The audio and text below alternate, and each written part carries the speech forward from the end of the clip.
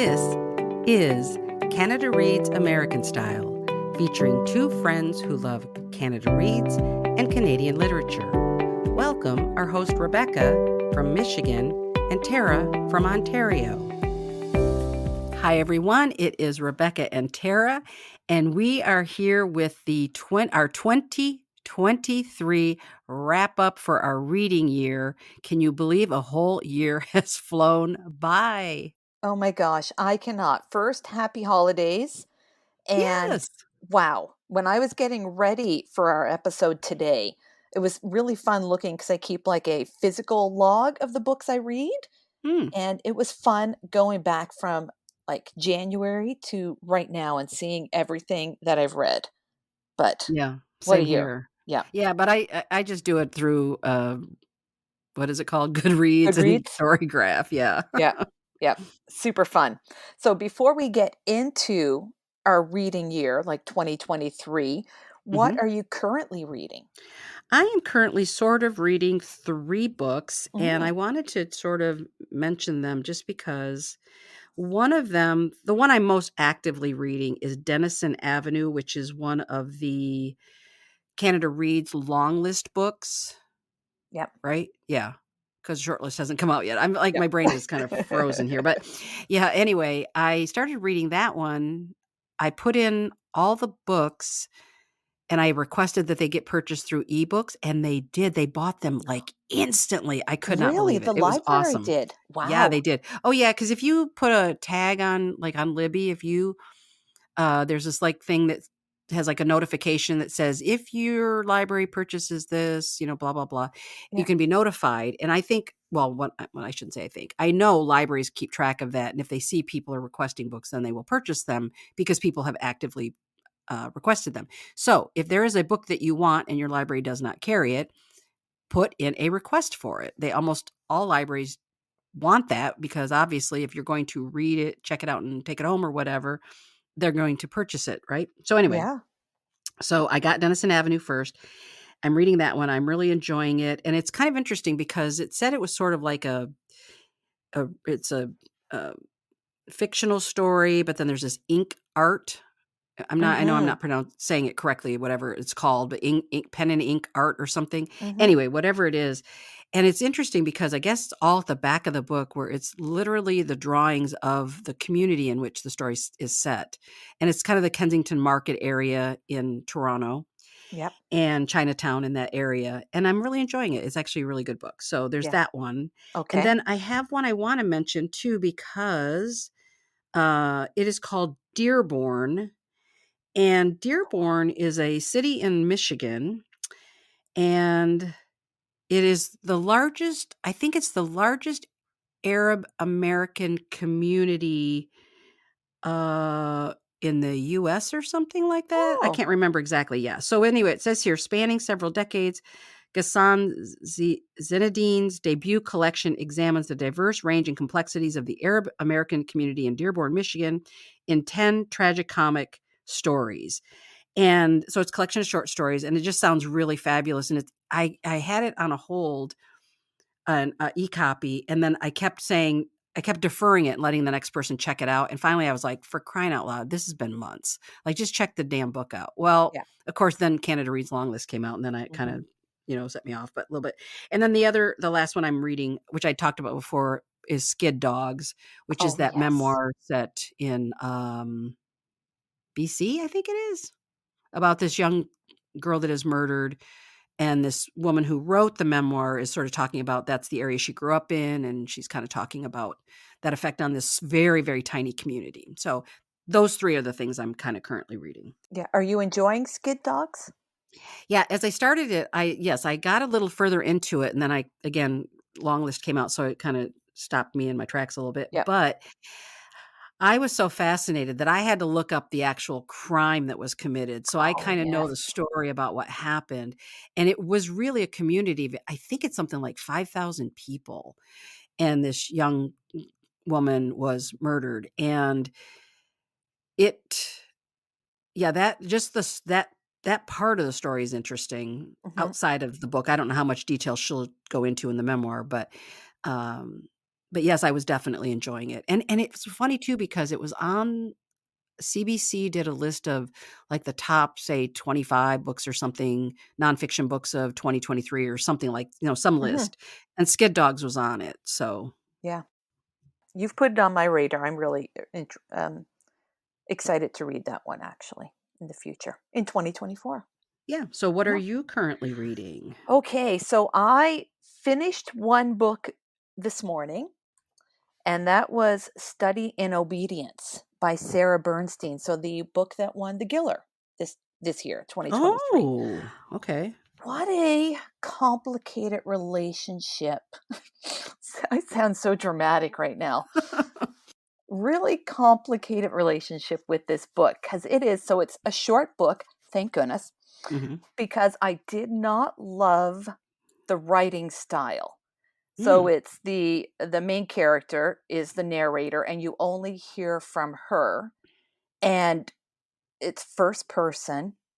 She's telling her story, but it's in really long sentences with lots hmm of clauses and commas Oh. and very like kind of disjointed. Now, a couple of times towards the end, I finally clued in and I read a few pages out loud, and then it flows a little better because hmm then you're getting what's in her head is coming out at a better rate, like a hmm cadence. But you can't always do that when you're reading. You can't just be like, read your book out loud, depending on where you are. So I hmm did not love uh, the writing style, the reading experience. However, I did not want to not read it. Like I was engrossed in the story and I wanted to know what happened. And I finished it this morning and I kind of went, "Huh." And then about 5 minutes later, cuz it's a kind of book that just kind of sticks with you because you're like not really sure what happened and what didn't happen and all this, and about 5 minutes later I kind of went, "Geez, that was like really kind of good. I think I really enjoyed that book." And then about 10 minutes later, I'm like, yeah, you know what? That was a really good book. And I get why it won the Giller. Whereas, like Oh. halfway through the book, I was like, why did this win the Giller? And so it's like, Yeah. it was a really, yeah. So, like I said, complicated, but I'm glad I read it. And at the same time, I don't know if I would really recommend it to Mm, everyone to yeah. read, Well, right? this will be interesting because you will read all the Mhm. long list Giller books. Yeah. So I'll be curious at the end of the time that it takes you to, because you'll usually finish it, well, like in September Yeah, of usually by 2024, you'll finish. Yeah. the long list, yeah. I really look forward to what you will say at that point when you've read them all. And then if you think it still should have won the Giller versus Yeah, something else you might have predicted or might have preferred win the Giller, I guess. yeah, yeah, it was really very weird experience, like, I really didn't think I was going to enjoy it, but I end up enjoying it quite a bit. Mhm. It's very interesting, Good. but I've seen, like, some, different reviews of it, so I wasn't expecting a lot, but I enjoyed it. Oh, good. But because of the weird reading experience, I felt the need yesterday at one point to just pick up a cozy mystery just to balance it so that Yeah. in the evening my brain could like just read a story and not have to really think about what I was reading. So the other one that I am currently reading is called Peril in Pink by Sydney Leigh, and that comes out I think in March. So I got like a an arc of that, and that'll be published later in or well earlier in the new year. And that's just a fun, cozy mystery. Yeah. Oh, Yeah. nice. Yeah. Well, those are really good. I mean, I'm Yeah. excited that you finished that one, Me the one that too. won the Giller. Yeah. And like I said, I cannot wait till, well, I don't want to rush the year away, but I'll look forward to September-ish and hearing what you think about it at that point. Yeah. Yeah. Me too. I'll revisit it at that point. Okay. Okay. So, what was your reading year? What was 2023 like for you, Rebecca? Yeah, I've talked about this so much all year. I feel bad for anyone who has heard me say this a million times, but I went through a kind of a really horrible reading slump after Canada Reads. Like I got all the books nailed, really quickly. I knocked them all out and Hmm. was so happy. I got them all finished pretty early. And then, I don't know, I just hit this really weird slump, and then I've said this before too, we had some family challenges this past year, that were really, tough, and so my head was just not in the game. So what I did is I read a lot of, I don't wanna say lighter stuff, but it's lighter for me because I really didn't wanna read a lot of angsty stuff. Yeah. So I read, some fantasy, and I was thinking about that one. Oh, now I'm not gonna remember, the one about the mountain lion, Yes. that one. Was it Yes. Open Throat or something Yes. like Open that, I feel throat. like? Yep. Yeah, That's it. and I read that, which was really unusual because that was the reading experience in that one was very different and unique the way it was written, Mhm. uh, because it was the mountain lion that was narrating the story, and so I read a lot of really interesting things that I normally wouldn't pick up, I think, for the most part, and that's really how I, number 1, got out of my slump. And I also will say too, and I kind of feel like this gets kind of a bad rap in a way, but I read actually a lot of graphic novels. Yeah. And I read great graphic novels. Like I read Mouse, which I had never read Mhm. before, the one that's one of the most banned books in the history of the US, I think. And that was just an incredible experience. And a bunch of others that I either can't remember or won't go into in a big way. But yeah, that's really kind of how I managed to read some totally different kinds of things, but that it Mhm. helped me get out of my slump and helped me kind of have a what I thought was a pretty good solid reading year. Yeah. And now, like, I feel like your focus for Canada Reads for 2024 is, like, renewed, like, you're ready to tackle this long list Yes. as well. Yes, Yeah.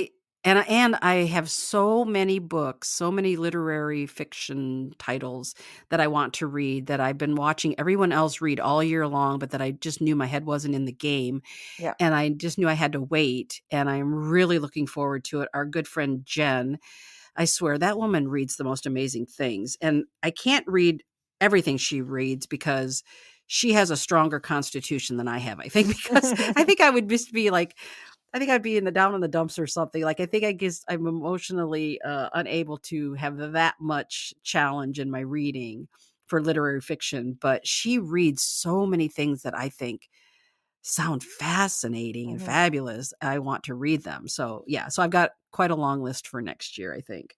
Awesome. Well, I found so this year I joined Storygraph as a way to log my reading as well digitally, Mhm. or I guess online as opposed to Goodreads. And I love Storygraph because it's right in the word there, graph. You get all Yes. this data. I flipping love the data. And there's a pie chart. And according to the pie chart, I really love this. I My fiction nonfiction split for the year was 70-30, which I thought was pretty good. Actually, I'm pretty happy with that split because I do like reading fiction more than nonfiction, or I Mhm. should say I buy more fiction. But I think like a 30% nonfiction rate is actually pretty good as well because I love it. Okay, guess what? What? I also do Storygraph, Yes. and because I was able to about midway through this year, I think I was able to you can actually, download all of your data or upload it Mm-hmm. from Goodreads and put it Right. into Storygraph. So I did that, Yep. and my reading this year was 70% fiction, 30% No nonfiction. way. Oh Yes. my God, that's hilarious. I know, isn't it? Yeah. And I love nonfiction so much, and I think that's it's interesting that I read so little nonfiction this year. Oh, see, now for me, I think like 30% is a pretty solid number because historically, I don't read a lot of nonfiction. Yeah, mhm. But in the last couple of years, I've really like upped my game for nonfiction. So I'm like, wow, 30%. I'm pretty happy with that. I'll have to go back and look and see what my percentage was last year because I Yeah. feel like I read a lot of nonfiction. I know this year I Yeah. did not Yeah. because we sort of discovered about I think when we did a halfway mark for the year, I realized I had only read like 3 or 4, Yeah. Yeah. nonfiction titles, but yeah, I normally would read a lot more, so I just but anyway, that when you said 70-30, I was like, "Oh my god, that's what I did."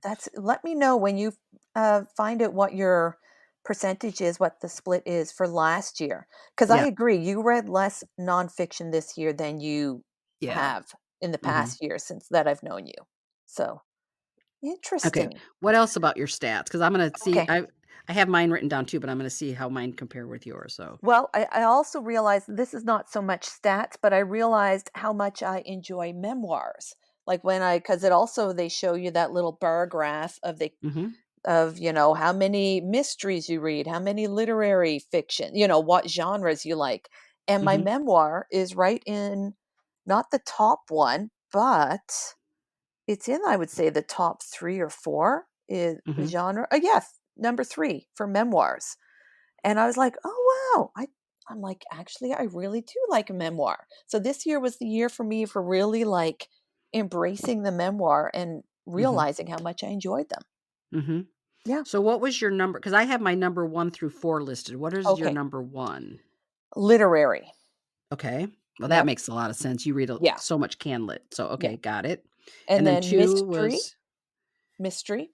was 2, okay. Yep. And then 3 was memoir. Mhm. 4 was thriller, which I'm kinda surprised about. I don't Oh. didn't think I read a lot of thriller, to be honest. And then It's hard to know how they tag I mean, how they tag yeah. those things though, so yeah. Yeah. Yeah, Yeah. anyway. I would have said yes, the mystery I agree with, but thriller, I'm like, I don't read a lot of thriller. Anyways, 5th was historical. Again, surprised because I didn't think I read a lot of historical. Mhm. And then the next one after that, well, after the 2 after that are LGBTQIA plus and horror, kind of tied for 6. Yeah, I don't think horror made my list at all, but Yeah. What do you yeah, like? so my number 1 was graphic novels, which was Oh, not a yeah. surprise at all. I Yeah. read so many, and I started out the year, I read the, Heartstopper series, that Yep. 5 I think it's 5 or 6 novels that I think she's published some since then, but Yeah. they were I didn't really care for I love the TV show, but I didn't really Yeah. care for the graphic novel as much because it is really I think it's written almost for, like, a tween age, Hmm. I not agree. even teens necessarily, Yeah. so but I read them because, I like the series and I wanted to read the book, so Yeah. but anyway, so my number 1 was graphic novels, 2 Hmm. was memoir, 3 was LGBTQIA+, Okay. Yeah. literary was 4th, and then it's kinda weird because it says history and then historical, so I thought, "Well, Oh, how are those different? interesting. I don't get it," but Yeah. yeah. So those were my categories. Interesting. Yeah. Now, what's the other part of the pie that shows you, like, the type like, the subject sort of, you know what I mean? Oh, let's What was see if yours? I Did you look can. yours up? Because I just Uh, copied down the 2 bigger pieces of the pie. you mean the fiction verse? No. Nope, it's the one I'm trying to pull it up. Okay, everybody, sorry, we're Yeah. you're playing with story graph, but if you go to pie chart, it's like Yeah. the very first thing where it says moods. Oh, That's right, moods. moods. Yeah. Yes. So my biggest ones for that are emotional, reflective, mysterious, dark, and tense.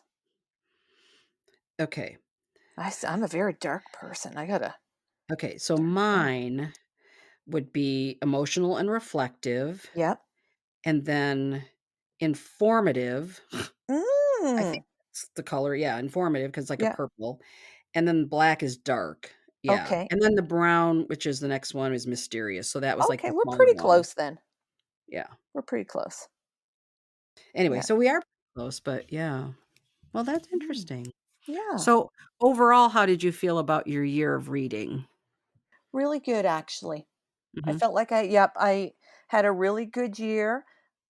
Looking through like just the ones as I rated them for myself, I had mostly, I guess, 4 to 5 star reads with a couple of mediocre books thrown in there, mhm. and 6 DNFs. Actually, I counted those. Yeah, which Oh is a lot for my me. Actually, that's a lot. gosh. Yep. Oh my gosh. What? You and I have flipped this because I only had 3. See? I know, I read this, I'm like, 6? Usually, I have 2, like, Yeah. maximum a year. Yeah. No, 6. So I had 2, which I don't remember the titles, but I was in this online group that was reading, like Muslim books or Islam Mhm. is Arabic books kind of, Yep. but and they were like translations and things like that. And I ended up getting 2 of them, and I read, like, I don't know, maybe I know I got 50 pages into both of them, one a little further, and I just did not like them, and I didn't finish those 2. I DNF'd, and I donated them to my library. But Yep. the one the one that I didn't read, I DNF'd The Sleeping Porter. Is that what it's That's called? The Sleeping right. Porter? Yeah, that Sleeping was the car big one. porter, right? Sleeping Car Porter, yeah, Yep. thank you. Mhm, That's right. yeah. So what did you DN do you know what you DNF'd this year? I know I DNF'd a couple of ones from last year's the 2022 Giller long Oh, list. that's right, At yeah. least 2 or 3 there. Um, one that I DNF'd was just a few weeks ago, actually. It was one of my Christmas books. I can't remember Oh, what the mhm. title was, but it was just wasn't doing it for me. It was too I realized probably the 2nd week of December that I like my Christmas books with a little darkness, and I think I threw in I'm sorry. I'm thinking about your Christmas horror yeah, stuff. yep, it's totally it. I was like so I did read, like, 3 holidays and a wedding at the beginning of December, which I loved, and then I had another, like, romance or 2 thrown in there, like Christmas romance, Mhm. and I got halfway not even halfway through one, and I was like, "I just don't care."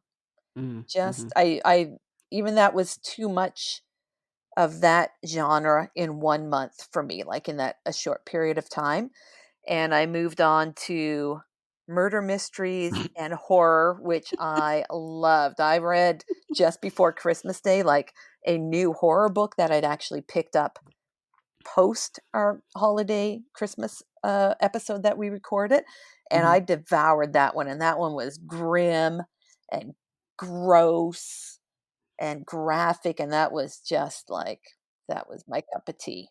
I wanna borrow that one, okay? Don't forget, I wanna So good. borrow Yeah. that one Yeah. just to Next time I see see you. what the heck it is, yeah. Oh, so good. So that was one of my DNFs, and I can't remember what the other ones were off the top of my head. I think most of them were from last year's long list for the Giller. I wasn't totally thrilled with the list last year. Yeah. No. Now, would you go back since you just kinda weren't in the mood for the Christmas romance one, Mhm. is that something you would maybe save and read another time because or did you just not care for that particular book, or do you think it's just that you weren't in the mood? Like, would you go back and pick that one up? I don't think I'm gonna go back and pick it up. Yeah, Okay. yeah. I don't know. I'm gonna keep it here at the moment, so who knows? Maybe next November, December, I Mhm. might grab it, but I don't really have intentions to at the moment. Okay. But yeah, so that was my year. It was a pretty good year. Now, I have a question. Yeah. I am gonna rank my Yes. are we gonna do that? Rank our best reads this year? Were you Okay, thinking of so that? I did not rank them. Mine I have chronologically. Oh, that would be a tough one to rank. I will kind of think about it as we're going. Yeah, I kinda ranked mine. Yeah. Yeah, I will think about it and maybe by the end I might be able to give you a top 3 Okay. of the so I am bringing 10 just to warn everyone. And I did because I like symmetry.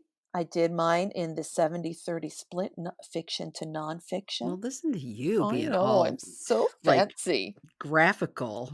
I know, I'm I just really saying do that love because it's symmetry. storygraph. I know. Oh, so mine'll be a little different than yours, and you're ranking yours, but that's okay. That's Yeah. yeah, I know, because that's fine. I want the drum roll when I announce my favorite book of the year. Yes. Now, how are you going to then? Are you going to?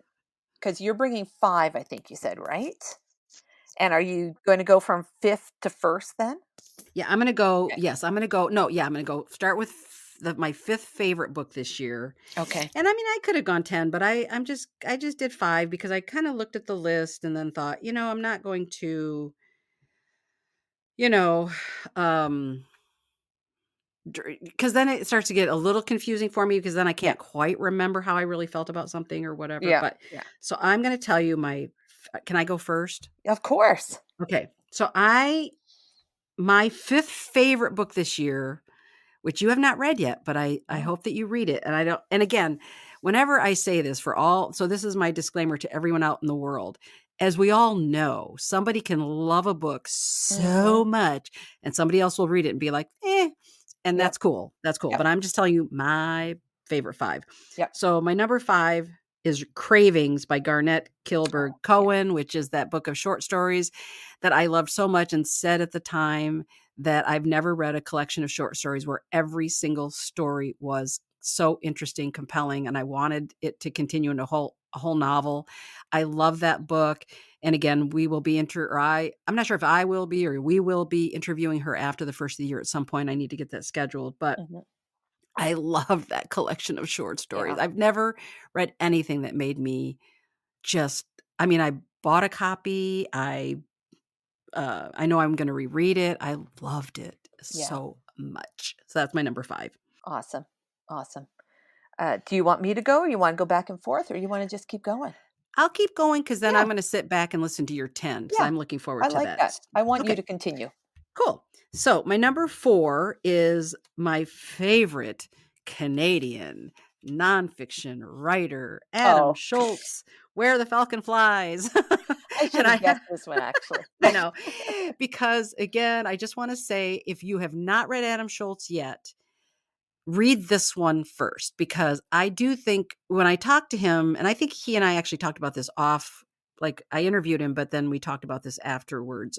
We talked a lot afterwards. And he said, yeah, probably it's his most accessible because there is that whole like urban component to it. So it's not Mhm. just all the, adventure exploration stuff that he does, but it's really, he's in all those places along the St. Lawrence, well, the Great Lakes and St. Lawrence, and then he's meeting up with people, and it's just so fascinating. And the history that he talks about, just really, really interesting.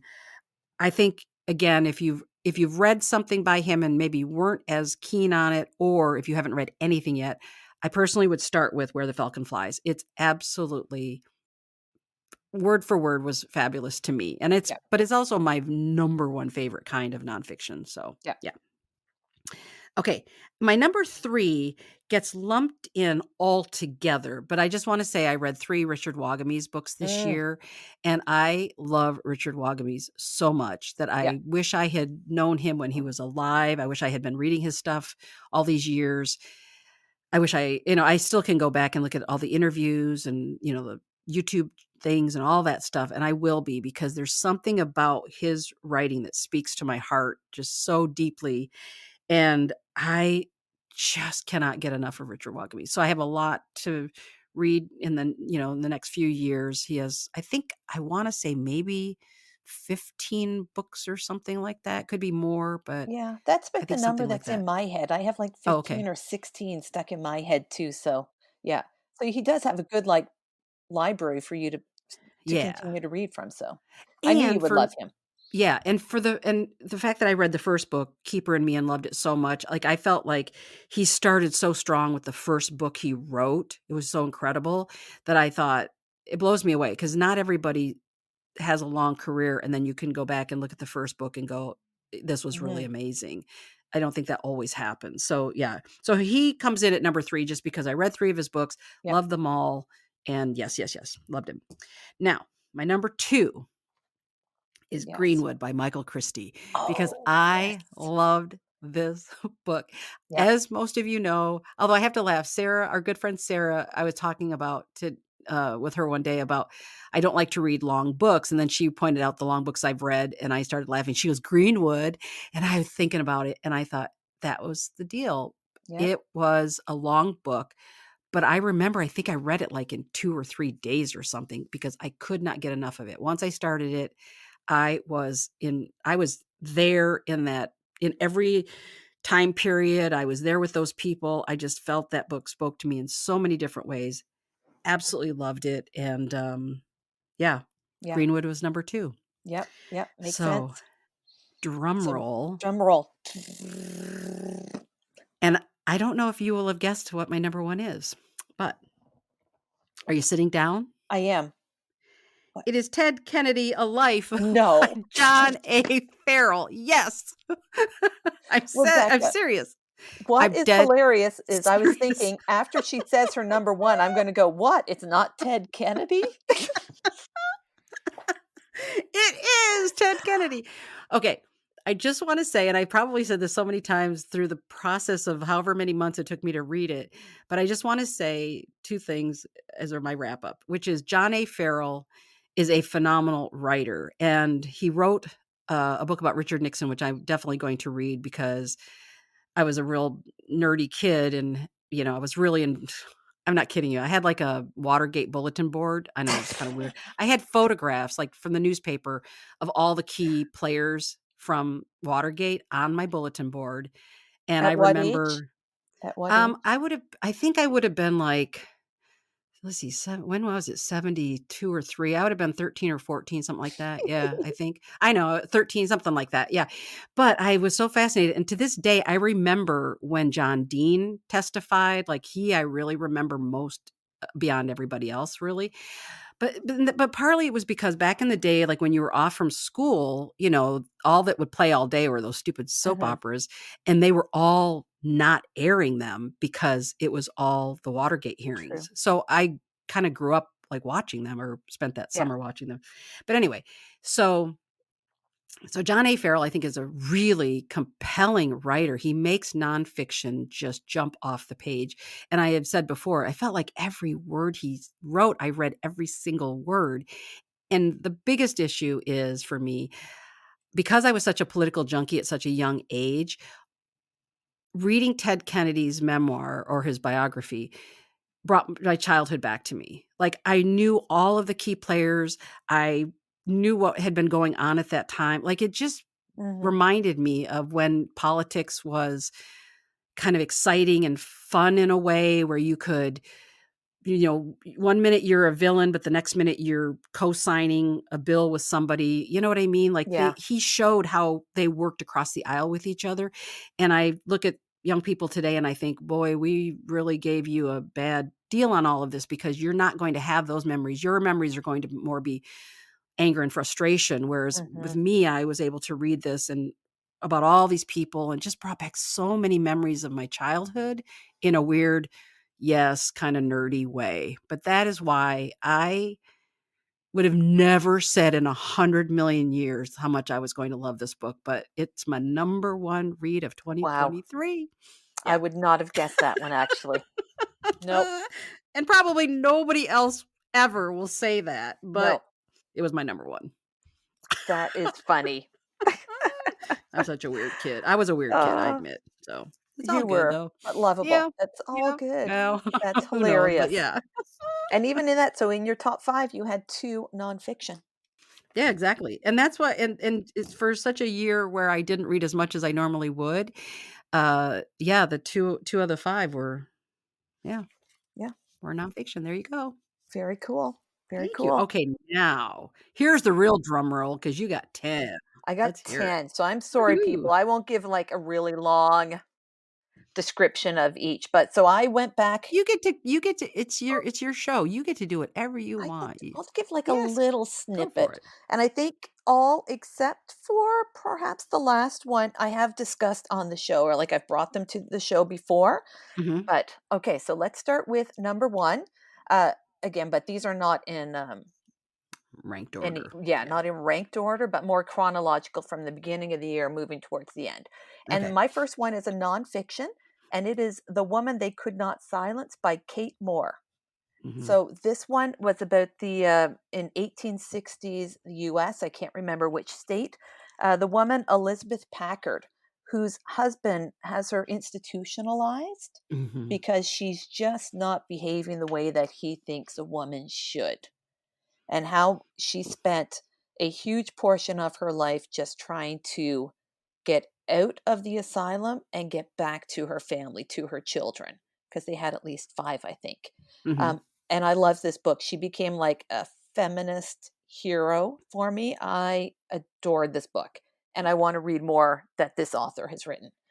But yeah, so, and I think you would love this book too. Mhm. Although I you're going to get remember this one. really angry. You're going to get really angry, but I think you're also going to love it. Okay. So that's my first one. I'm sorry, I'm going to get myself a little organized here too. Give me 1 second, Rebecca. So if I Mhm. need notes, I can refer to my book. Okay. My second one is a collection of short stories. So we have another little crossover there between us. And it is Brown Girls by Daphne Palasi Andreades. And I read this. It was nominated, it was longlisted for the Carol Shields 2023 prize this Mhm. year. So I read that and I loved this one. A collection of shorts. No, was it? No, I don't actually. I take that back. I'm sorry. It was not a short story collection. It was a novel, but the way it was written, I found it was a very unique style. It almost had like a chorus effect. If you've ever read Oh, any yeah. ancient Greek drama, how there was always like a chorus in the background that was reinforcing the story or giving you like play by play or something like this. And it had kind of that effect to it as you followed a group of women of color in the Bronx as they went from like teenagers to adulthood. It, and I loved this book. It was really beautiful book. That one So I sounds good recommend that. too. Yeah, I Mhm. highly recommend that one. That one was a great one that I would not have found if it hadn't been on the Carol Shields Prize because I haven't seen it elsewhere. So, which is a shame because it's a I great need book. to pay attention to that one, that Yeah, that prize more. Yeah, I know it's yeah, brand new, but yeah. yes. Last year was just its first year. I'm interested. I think last year they announced their long list in March, April, like springtime. So I'm Oh, interested okay. to see what comes out on the list this year because that So, is. Oh, go ahead. no, I was gonna say, so maybe what we should do is like a podcast about that Yeah. prize when the long list comes out or something Yeah, maybe. because Yeah. you know what? It's very apropos for the podcast because it is for Canadian and American Oh, women and that's right. non-binary writers. So it Mhm. like crosses the border, brings them Cool. together. Yeah. So it's a really cool one. Book three is one that you have read and that you recommended to me, Ooh. and that is The Trees by Percival Everett. Oh, I love that book so much. Me too. Me too. Because when I was choosing my books, because I have read a lot of really good books, but I wanted to choose some that I loved for like traditional reasons that I love. Like I have this emotional attachment to the book, or I love how it's written. And Mhm. sometimes I just wanted a book that struck me in a different way. And The Trees by Percival Everett was because I was so cheering for a group of people to be killed Yep. by Same someone here. else. Yeah. And so, very quickly, the synopsis, if I can remember, I won't be able to remember it really detailed. So please back me up here, Rebecca, Mhm. if I need it. Um, Basically, white people are being killed, and then the bodies of black people are being found next to them. And the bodies are already dead. And kind of getting into rooms where there's no way for them to have gotten in or out of. So no one knows how these white people are getting killed by these black people.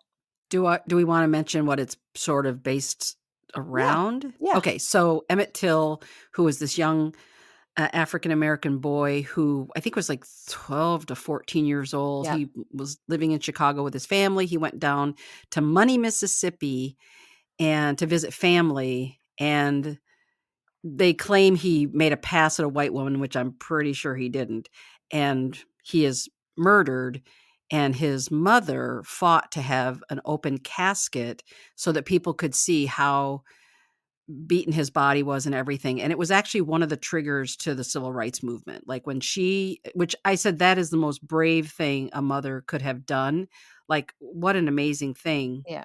because she wanted people to understand how her son suffered, and that was one of the triggers for the civil rights movement. So the book is brilliant. I mean, It even is. if you didn't know the history, you would still love the book, but the Yeah. history makes it that much better. Yeah. And it's funny.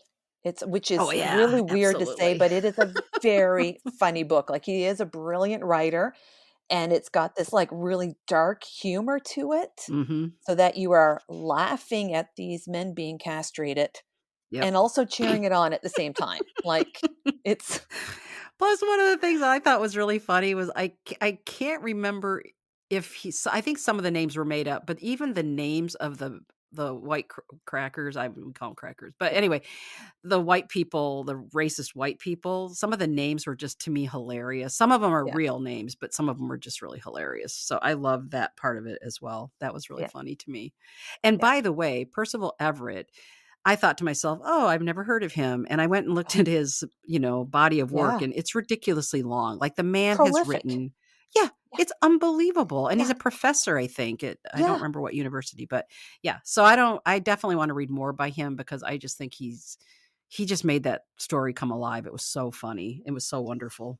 Yeah, I agree. We should do a buddy read of one of his books in Yeah, let's do that. 2024. Yeah, I'm writing that down for Yeah. 2024. Let's do that. Okay, cool. Okay. So moving on to this would be 1, 2, 3, 4. Number 4 is, okay, I go dark again here. And this is The Echo Man by Sam Holland. So this was a debut by a UK author. It is a mystery, thriller. It is Mhm. dark and it is gruesome. And it's one of those books, I read it in the summer and I just I devoured it literally, and then I was the first in a series and I immediately went to the library and I got the second in the series. Oh, it's a And series? yes, I didn't know that. yes. So then Oh. I've read the second in the series, and I think on Instagram I had posted it on Instagram, and she had mentioned something how she's already started the third or something like this. So Oh. I just, if you're looking for just a really, because I really like British authors, the UK authors really know how to do like crime fiction thrillers and stuff. Mhm. Yes. Check this out. It is very graphic in nature, so a la Val McDermid.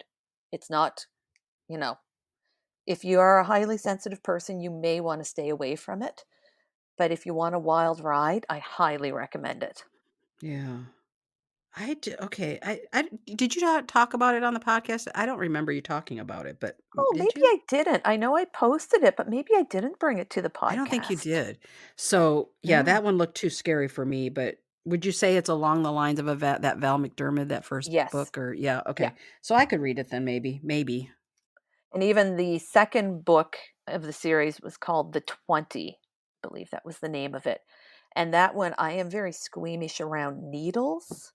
Mhm. That one had a lot of needles stuff in it, such that I did skip over some Wow. paragraphs, like passages. I was like, I cannot read that. But I read the book. The book's That's amazing. interesting. Yeah, she's great. She's dark. Oh, so good. Okay, I'm going to take like a less dark turn now and Okay. go return to nonfiction. Although, then this is a dark nonfiction as well, though. Okay. So, I'm a really optimistic person in life, You but I are. read a lot of Yes. dark stuff. Um, so this is Message in a Bottle: Ocean Dispatches from a Seabird Biologist by Holly Hogan. Yeah. So, why I call this one dark. So, it is also beautiful because Holly Hogan is a marine biologist from Newfoundland. And for part of the book, she describes these research cruises that she's gone on all over the world doing research on seabirds. And I love birds, so I loved that. When I was in university, I was fortunate to be able to go on a couple of research cruises just on the Great Lakes, but I love them. So there's also that connection for me of being on a ship and doing research in the open water, which I loved. And her descriptions, and she's been all over the world on these research cruises.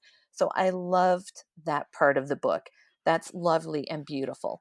The dark part of the book comes when that the message in the bottle is all about the amount of plastic that's in our oceans and the effect that it's having on the seabirds, on the mammals, sea mammals, the fish, everything. That's a much more difficult part of the book to read, but an important part to read as well. It's, you know, we all need a good swift wake up call. So, Yeah. yeah, but it's a good balance of the book in that she tells it like it is, like gives you great descriptions of what the situation is, but there's hope. She leaves you with hope in the sense that towards the end, there's a whole chapter that is like about the different scientists throughout the world and what they are doing with their research to help remediate the issue of plastic in the ocean. Good. Yeah. We need hope. We do need hope, right? Mhm. But that was one of my favorites. Next, I'm moving on to Fayne by Anne-Marie MacDonald. So, a Mhm. Canadian author from Nova Scotia. And Fayne is a big honker of a book, a historical fiction set in, I would think it's the 1800s, in the border between Scotland and England. A young girl who is being raised there by just her father and the housekeeper. And she has been told by her father that she can't leave the manor. They live on is it the Fens, right? Is that Yeah. the term in Scotland? And that she can't leave because of her health issues. It's dangerous for her to leave the house. But something happens that uh, she does leave, and she does learn of a family secret that affected both her mother and her baby brother, who died. Her mother died while giving birth to her baby brother, I believe, and then he died just slowly after that, or was it an older brother? I can't remember.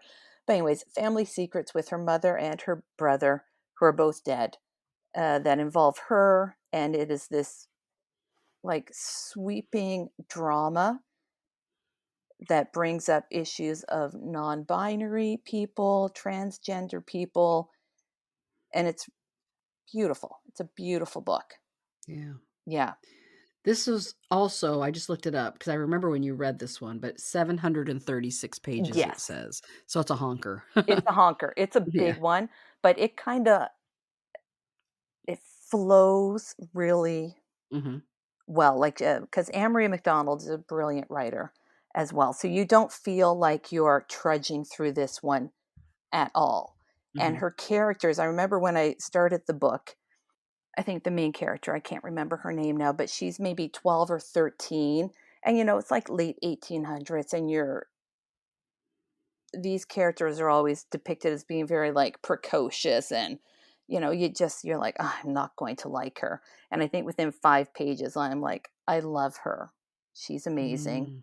Yeah. Like the characters were great, complicated, but yeah, it's a great book. Have you read anything else by her? I was just curious. I've read, oh my goodness, what's her big one? Oh, there's The Way the Crow Flies. But before that, oh, Fall on Your Knees was her Fall on Your really Knees. big Oh, one. that's Yes. I feel like I remember that you talking about that, I think. Yeah. So she is like an auto buy for me now. I haven't read all of her books, but I pick them up. Now, she's also many years in between books, too. She doesn't put one out every 2 years. But if you're writing 700-page books, that's going to Yeah. take a while. Yeah. And our friend Jolene, she really, I think she just mentioned this recently on a or on one of her YouTube episodes, or I could have read it somewhere. But anyway, how Mhm. much she loves Anne Marie MacDonald. I think it's Yes. she's one of her favorite Yes. authors as well. Because she also, I think, Jolene recently read one of her older books. Hmm. And I'm like, oh, I haven't read that one myself, but thank you for the reminder, because I'm like, oh, that's one I got to pick up sometime. Hmm. So, Yeah, I'm just kind of looking through her titles here. It's interesting. yeah, I think you would enjoy her. Yeah, I definitely want to add one of her books to my list of books. Canadian authors for sure. Yes. Yeah. Okay, book number 7 will not be a shock to you. Okay. It is Care of Letters, Connection, and Hmm. Cures by Ivan Coyote, Yeah. which I think at the time that I read this book, I was like, hands down, one of my favorite books ever, not just of the year, but ever. And I'm going to be like a one person mission to like have everyone read this book, because I I loved agree. this book. Yeah, I Yeah. love this book. Even on before Canada Reads announced the long list, they posted it on Instagram like, "Hey, what books would you love to see?" And I'm like, "This one. This is what I would love to see." But yeah, so I love this book. They beautiful. Yeah, and it would have been a great book for the theme of Yes. resilience. Yes. That would have been a really good one. Mhm. Yeah. Ivan Coyote is just such a genuine writer and honest and compassionate and passionate and sorry, patient. Like just it's beautiful. It's just a Mhm. beautiful book. I will read anything they write. Mhm. Okay. Number 8, A History of Burning by Janica Oza. I'm bringing this one because I really enjoyed it. I think it should have made the Giller list in 2023. I was kind of shocked that it wasn't there, to be honest. Mhm. And I just would like it to get a little more attention. So this is the one. I'm going to quickly look this up so I can give an accurate little synopsis of it, if you don't mind. It's a gorgeous cover. I'm looking at it. It's Beautiful absolutely cover. gorgeous cover. And the writing, this is also a debut novel as well. So as the writing is stellar. So here we go. An exhilarating and profoundly moving epic novel spanning India, Uganda, England, and Canada about how one act of survival reverberates across 4 generations of a family and their search for a place of their own. It's a beautiful book. Mhm. Yep. Starts with the Perbai, a teenage boy looking for work in East Africa, and he finds it on the railway, but he is kidnapped by the British and taken to East Africa, to work on the railway. And from there, it just, his story and the story of his family just kind of snowballs. And it's beautiful. Mhm. Heartbreaking, sad. Yeah. But I was disappointed not to see that one on the Giller. Mhm. Yeah. So was Uh, it cuz yeah. oh yeah, it was published this year. So it Mhm. could still is the Giller for the year like is there a time frame for the does it have to be a book of that particular year? Yes, I think Okay. published before sometime in October, Okay. if I So this remember. one came out in May 23, so it could not Yeah. make the 24 list then, right? I When don't they think so. I don't got it. think Okay. so. Yeah. Well, that's too bad. Yeah, it is too bad. It is too bad because it's one that I remember there was some buzz about it when it was first published, but then that buzz kind of dies down, and I don't think it got enough attention. More, it should have gotten more attention Mhm. than it actually did. It deserved it, and the Giller would have helped with that, of course. Yeah. Number 9 will be no surprise, and it is The Boulevard by Jared Edson. So I've brought this one to the podcast. In addition, we did an interview with Jared. This one is Van Gogh, Ernest Hemingway, and Satan in hell preparing for a visit from God. And you get the story of how Satan is responsible for Vincent van Gogh being in hell. And yeah, it had everything I loved in a book.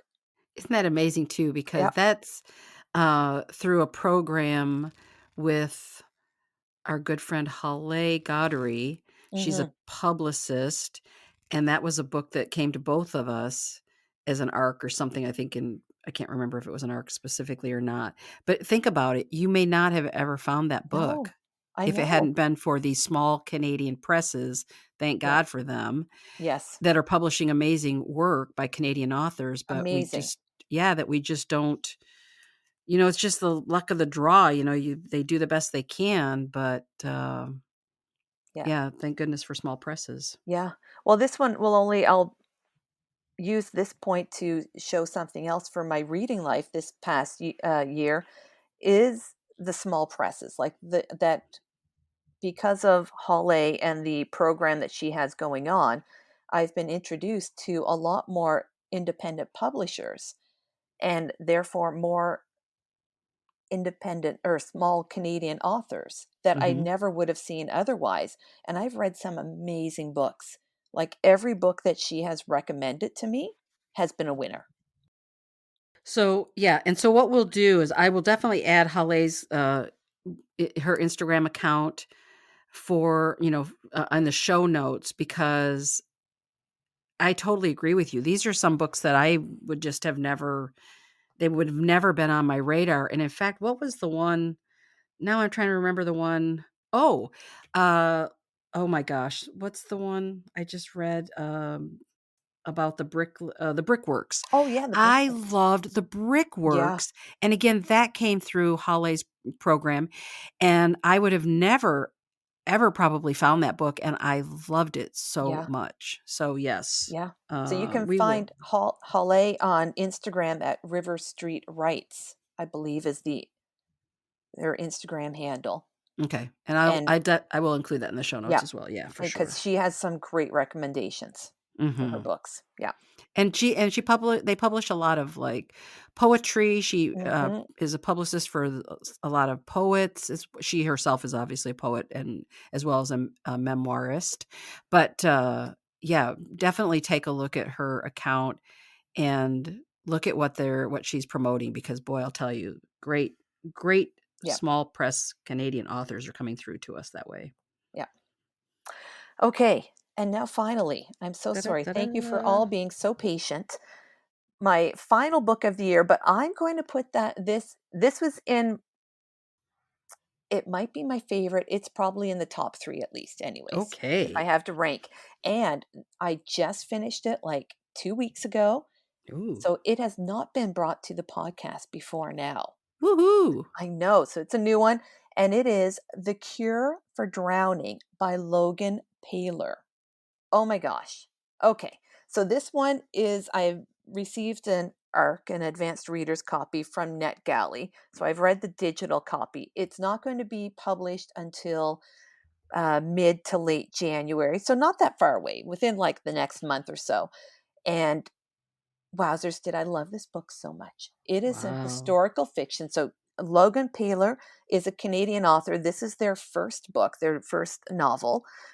So the book is a historical fiction set in southern Ontario, begins at the beginning of the 1930s, with a touch of magic realism, which I Mm. think is a really interesting blend that I wasn't sure was going to work, but it totally does.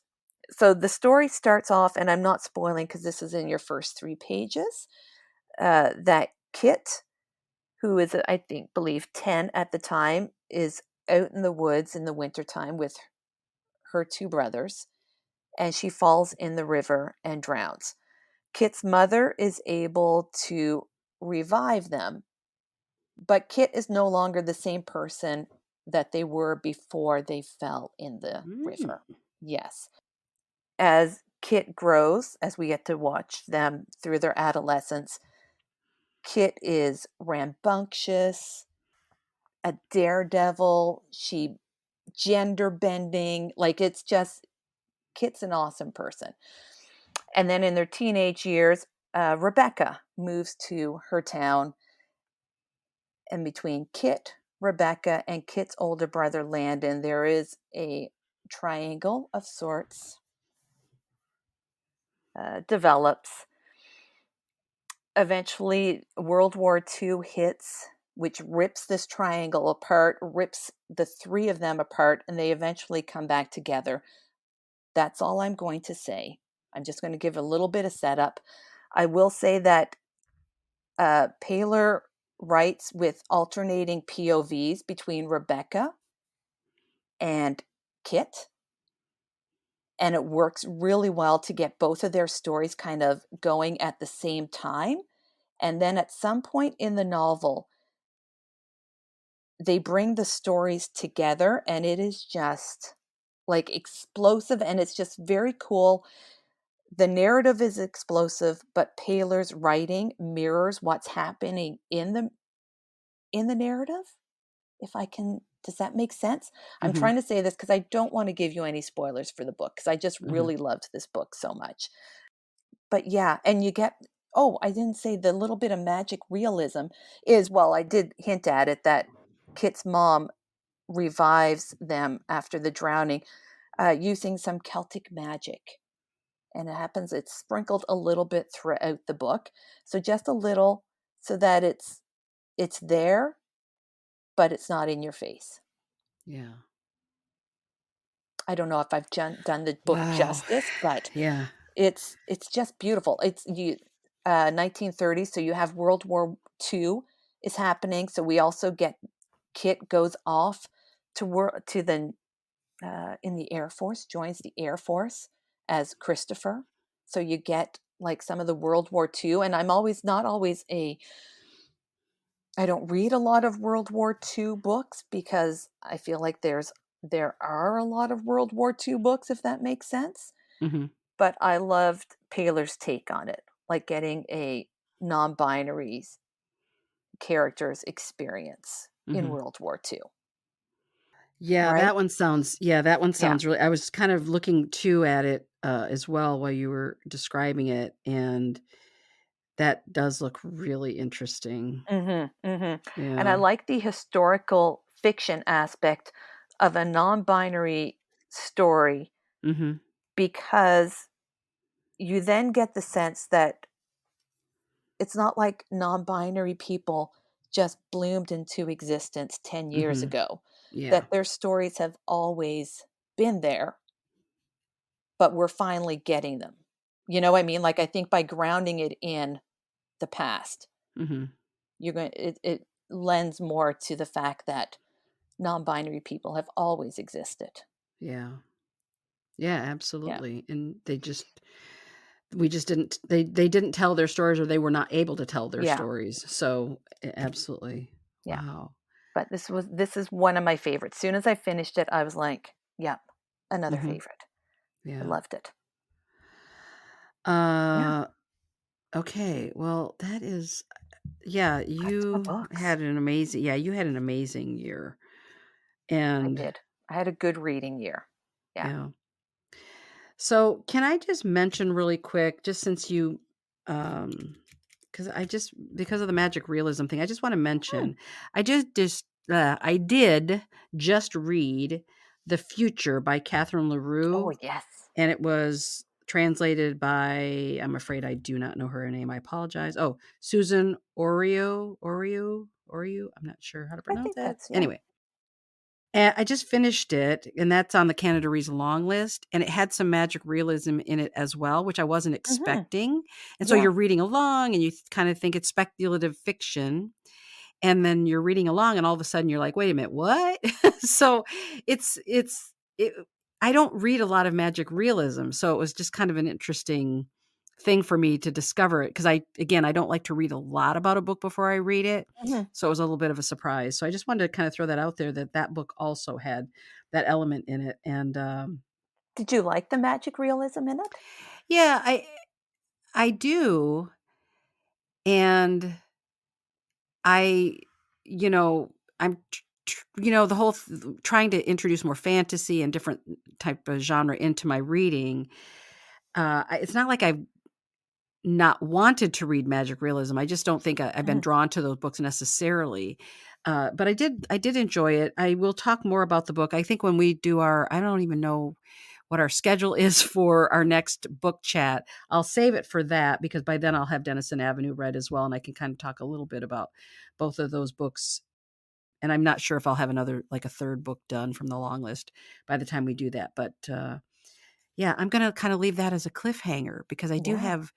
I do have a lot to say about the future. And when I did my Instagram post, I kept it very bland, because I thought, if you read it, and I spoil, not that I expect to spoil it, because Yeah. I try really hard not to put spoilers in, but I thought, no, I'd rather be able to say to somebody, if you do not want to hear at all about the future from my perspective, stop now. And then that way they don't have to hear what I have to say about it, good, Yeah. bad, or indifferent. But I do have an opinion about the book. It was Mm. interesting. I'm Oh, glad I good. read it. I'm definitely glad I read it. Okay, good.